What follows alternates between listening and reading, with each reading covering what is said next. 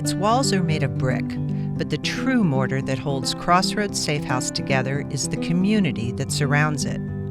Its hard shell reflects the safety that Crossroads is. But the soft center is the loving support that our community has so graciously offered since the facility first opened its doors in 1980.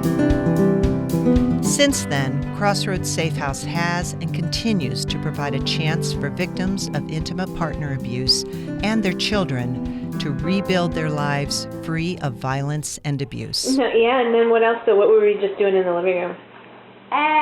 Reading a book.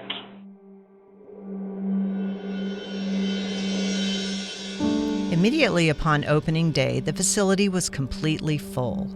It was clear from the start that growth was not just necessary, but critical. As a result, over the years, our community has helped Crossroads expand its capacity in order to serve the unfortunate demand for victims in need of emergency shelter, resources, and support. The current facility is a direct result of those efforts. November 11th, 2006, we lost our daughter to domestic violence. Her husband shot and killed her. I think that next day I said, we need to put an organization together to help people that are in a situation like that. And then another friend of mine said, you ought to check with Crossroads, because that's what they do.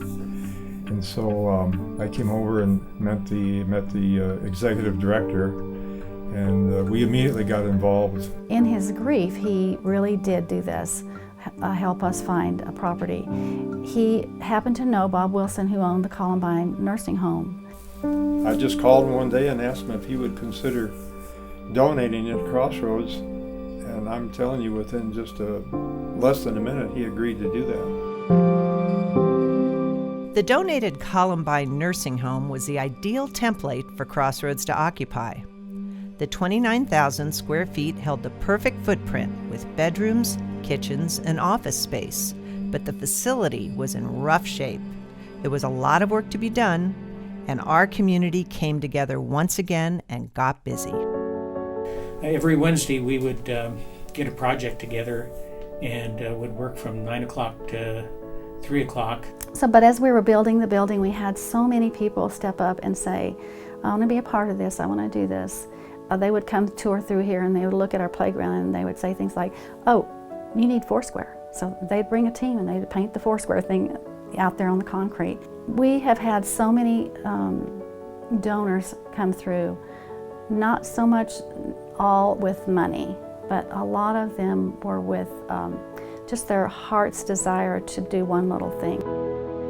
Piece by piece, the facility started to take shape into the safe haven it is today, all through the generosity of our community.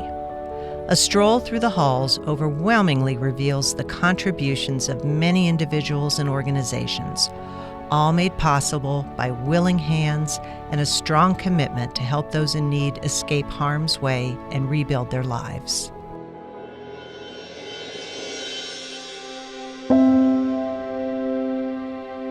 The time that the volunteers put in is just astounding. We have volunteers who go to the food bank for us every week. And sometimes they go by themselves and pick up food to supply the house for the weekends. Every hour, somebody's coming in and out of here that's volunteering.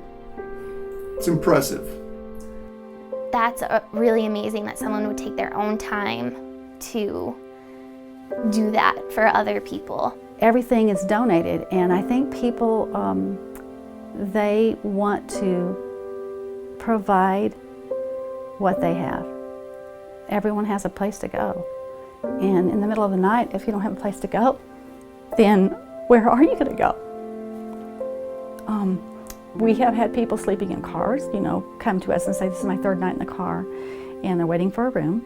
So I think people really equally want everyone to have the opportunity to have a safe place to live. Crossroads is the only full-service domestic violence shelter and service provider in Larimer County. Over 26,000 individuals and their children have been served. Crossroads Safehouse in Fort Collins is known for utilizing the best practices of the industry. This is illustrated by Crossroads' state-of-the-art security, comprehensive services, and its professional and caring staff. All the services that we have to offer, the staff that we have, how well trained we are, that we are trauma informed here. We have so much to offer people, and it's unique, and that it's not like that everywhere. All these programs cost money. They're staffed by trained professional advocates 24 hours a day, and we want to maintain these programs so that we can save lives. We are helping people. We're putting food in their mouths, clothes on their back, relocating them, training them to get back into the job market. It's never ending. It's not something that's ever going to end until it systematically changes. If we didn't have a shelter like Crossroads, I don't know where these poor souls would go. But if I was a donor, and I am a donor also, I consider that I'm investing in humanity.